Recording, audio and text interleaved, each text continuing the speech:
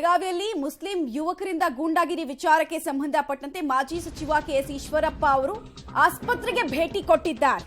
ಹಾಗೂ ಗಾಯಾಳುವಿನ ಆರೋಗ್ಯ ಪರಿಸ್ಥಿತಿ ಹೇಗಿದೆ, ಇನ್ಸಿಡೆಂಟ್ ಹೇಗಾಯ್ತು ಅನ್ನೋ ಮಾಹಿತಿಯನ್ನ ಕಲೆ ಹಾಕುವ ಕೆಲಸವನ್ನ ಮಾಜಿ ಸಚಿವ ಕೆಎಸ್ ಈಶ್ವರಪ್ಪ ಅವರು ಮಾಡಿದ್ದಾರೆ. ಜೊತೆಗೆ ಪೊಲೀಸ್ ಅಧಿಕಾರಿಗಳಿಗೆ ಒಂದಷ್ಟು ವಿಚಾರಗಳನ್ನ ಕಿವಿ ಮಾತನ್ನು ಕೂಡ ಹೇಳಿದ್ದಾರೆ. ನಿಮ್ಮ ಸ್ಟೈಲ್ ನಲ್ಲಿ ಬೆಂಡೆತ್ತಿ ಬೇಲ್ ಮೇಲೆ ವಾಪಸ್ ಬರ್ತಾರೆ, ನೀವು ಬಿಗಿ ಮಾಡದೇ ಇದ್ರೆ ಕೆಲಸ ಆಗಲ್ಲ ಅಂತ ಕೂಡ ಪೊಲೀಸರಿಗೆ ಮಾಜಿ ಡಿಸಿಎಂ ಕೆಎಸ್ ಈಶ್ವರಪ್ಪ ಅವರು ಸೂಚನೆಯನ್ನ ಕೂಡ ಕೊಟ್ಟಿದ್ದಾರೆ. ಮೇಲಿಂದ ಮೇಲೆ ಬೆಳಗಾವಿಯಲ್ಲಿ ಇಂತಹ ಇನ್ಸಿಡೆಂಟ್ಗಳು ರಿಪೀಟ್ ಆಗ್ತಾ ಇದೆ. ಈಗಲೂ ಅಷ್ಟೇ ಫ್ರೆಶ್ ಇನ್ಸಿಡೆಂಟ್. ನೈತಿಕ ಪೊಲೀಸ್ಗಿರಿ ನೆಪದಲ್ಲಿ ಕೊಡಬಾರದ ಕಿರುಕುಳವನ್ನ ಈ ಹುಡುಗನಿಗೆ ಕೊಟ್ಟಿರೋದನ್ನ ಗಮನಿಸ್ತಾ ಇದ್ದೀವಿ.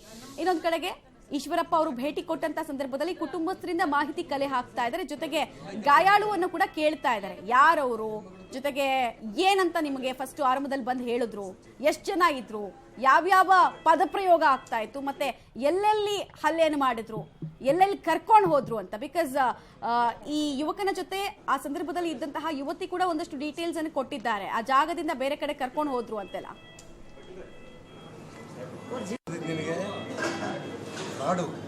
ಆ ಮುಸಲ್ಮಾನ ಹುಡುಗಿಯ ತಾಯಿ, ಅವಳು ಮುಂಚೆ ಲಂಬಾಣಿ ಇದ್ದವರು ಇತ್ತೀಚೆಗೆ ಮತಾಂತರ ಆಗಿದ್ದಾರೆ. ಅಂದರೆ ಅಕ್ಕ ತಮ್ಮ, ಮುಸ್ಲಿಂ ಹುಡುಗಿ ಅಕ್ಕ, ಹಿಂದೂ ಹುಡುಗ ಲಂಬಾಣಿ ಹುಡುಗ ತಮ್ಮ, ಅವರಿಬ್ಬರು ಯುವನಿಧಿಗೆ ರಿಜಿಸ್ಟ್ರೇಷನ್ಗೆ ಹೋಗಿದ್ದಾರೆ. ಅವ್ರಿಗೆ 3,000 ರೂಪಾಯಿ ಸಿಗತ್ತೆ ಅಂತ. ಅಲ್ಲಿ ಡಾಕ್ಯುಮೆಂಟ್ ಬೇಕು ಅಂತಂದಾಗ ಡಾಕ್ಯುಮೆಂಟ್ ತರೋದಕ್ಕೆ ಹೊರಗಡೆ ಬಂದಿದ್ದಾರೆ. ಹೊರಗಡೆ ಇವ್ರಿಗೆ ಕೂತಂಥ ಸಂದರ್ಭದಲ್ಲಿ ಜೆರಾಕ್ಸ್ ಅಂಗಡಿನ ಓಪನ್ ಆಗಿಲ್ಲ, ಸ್ವಲ್ಪ ಕೂತ್ಕೊಳ್ಳಿ ಅಂತ ಕೂತಿದ್ದಾರೆ. ಆಗ ಸುಮಾರು 16ರಿಂದ 17 ಜನ ಮುಸಲ್ಮಾನ್ ಗೂಂಡಾಗಳು ಆ ಹುಡುಗನಿಗೆ, ಲಂಬಾಣಿ ಹುಡುಗನಿಗೆ ಸಿಕ್ಕಾಪಟ್ಟೆ ಹೊಡೆದಿದ್ದಾರೆ. ನೀವೆಲ್ಲ ನೋಡಿದಿರಿ. ಅವ್ರ ಬೆನ್ನಲ್ಲೆಲ್ಲ ರಾಡ್ ತಗೊಂಡೆಲ್ಲ ಹೊಡೆದಿದ್ದಾರೆ. ರಾಡ್ ತಗೊಂಡೆಲ್ಲ ಹೊಡೆದು ಅವರು ಅಲ್ಲಿಂದ ಹೋಗಿದ್ದಾರೆ.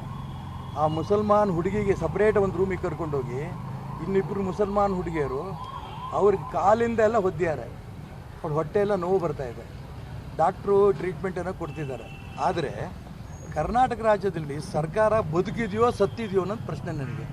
ಅದೇ ಹುಡುಗ ಹಿಂದೂ ಹುಡುಗಿ ಜೊತೆಗೆ ಮಾತಾಡ್ತಿದ್ರೆ ಅದೊಂದು ದೊಡ್ಡ ಕತೆ. ಅವ್ರ ಅಣ್ಣ ತಂಗಿ ಕೂತ್ಕೊಂಡು ಅಣ್ಣ ತಮ್ಮ ಕೂತ್ಕೊಂಡು ಮಾತಾಡಿದ್ರು ಕೂಡ ಈ ರೀತಿ ಗೂಂಡಾಗಿರಿ ಮಾಡಿದ್ದಾರೆ.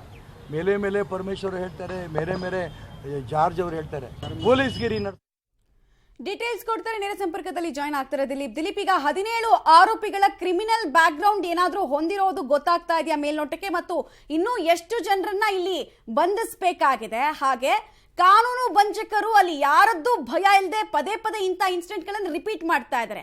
ಅಲ್ಲಿನ ಕಾನೂನು ಸುವ್ಯವಸ್ಥೆ ಯಾಕೆ ಇಷ್ಟೊಂದು ಹದಗೆಟ್ಟಿದೆ? ಎರಡೂ ಪ್ರಶ್ನೆಗೆ ಉತ್ತರ ಕೊಡೋದು. ಮಮತಾ, ಪ್ರಮುಖವಾಗಿ ಏನಂತಂದ್ರೆ ಬೆಳಗಾವಿ ನಗರ ಪೊಲೀಸರು ಕಾನೂನು ಸುವ್ಯವಸ್ಥೆ ಮಾಡ್ತಾ ಇದ್ದಾರೆ. ಆದ್ರೆ ಎಲ್ಲೋ ಒಂದು ಕಡೆ ಒಂದು ಲೋಪ ಆಗ್ತಾ ಇದೆ ಅಂತ ಕೇಳಿ ಬರ್ತಾ ಇದೆ. ಆದಷ್ಟು ಈ ಬೇಗ ಇವನ್ನ ಪ್ರಕರಣ ಬೇಯಿಸುವ ಅಂತೇಳಿ ಇದೀಗ ಬರ್ತಾ ಮಾಹಿತಿ ಇರೋ ಪ್ರಕಾರ 9 ಜನರನ್ನ ವಶಕ್ಕೆ ಪಡೆದಿವೆ. ಅದರಲ್ಲಿ 7 ಜನರ ಮೇಲೆ ಈಗಾಗಲೇ ಪ್ರಕರಣ ದಾಖಲಾಗಿರುವಂತ. ಒಟ್ಟಾರೆ ಈ ಒಂದು ಪ್ರಕರಣದಲ್ಲಿ 17 ಜನ ಭಾಗಿಯಾಗಿದ್ದಾರೆ. ಏನು ಕಿಲ್ಲಾ ಕೆರೆ ಪಕ್ಕದಲ್ಲಿರ್ತಕ್ಕಂಥ ಗಾರ್ಡನ್ ಕೂತಂತ ಅಕ್ಕ ತಮ್ಮ ಏನಿದ್ದಾರೆ ಅವರನ್ನು ಕರ್ಕೊಂಡು ಹೋಗಿ ಹೊತ್ಕೊಂಡು ಹೋಗಿ ಮನಸೋ ಇಚ್ಛೆ ಹೊಡೆದಿದ್ದಾರೆ. ಬಹಳಷ್ಟು ಗಾಯಗಳನ್ನು ಮಾಡಿದ್ದಾರೆ.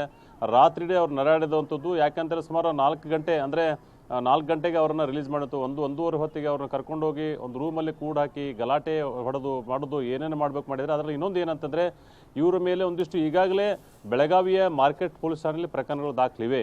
ಈಗಾಗಲೇ ಅವ್ರ ಮೇಲೆ ಏನಂತಂದ್ರೆ ಇಷ್ಟು ಪ್ರಕರಣ ದಾಖಲಿವೆ. ಅದ್ರ ಜೊತೆಗೆ ಏನಂತಂದರೆ ಅವರು ಗಾಂಜಾ ಸೇತರ ಹಾಗೆ ಅಂತ ಅಲ್ಲಿ ಬಡಿಸ್ಕೊಂಡವ್ರು ಏನು ಮಾಹಿತಿಯನ್ನು ಕೊಡ್ತಾ ಇದ್ದಾರೆ. ಅದನ್ನು ನೋಡಿದ್ರೆ ಭಯಾನಕ ಅನ್ಸುತ್ತೆ. ಯಾಕಂದರೆ ಈಗಾಗಲೇ ಈ ಥರ ಒಂದು 70 ಪ್ರಕರಣಗಳು ನಾವು ಮಾಡಿದ್ವಿ ಅಂತ ಅವರೇ ಬಾಯ್ಬಿಟ್ಟು ಹೇಳ್ತಾ ಇರುವಂಥದ್ದು. ಮತ್ತು ಈ ಹೊಡೆಕೆನೆ ಒಂದು ರೂಮನ್ನು ಮಾಡಿದ್ದಾರೆ. ಏನು ಒಂದು ಕಿಲ್ಲಾ ಕೆರೆ ಪಕ್ಕದಲ್ಲಿ ಇರ್ತಕ್ಕಂಥ ಒಂದು ಶೆಡ್ ಇದೆ. ಆ ಶೆಡ್ ಜೊತೆಗೆ ಒಂದು ರೂಮನ್ನು ಮಾಡ್ಕೊಂಡಿದ್ದಾರೆ.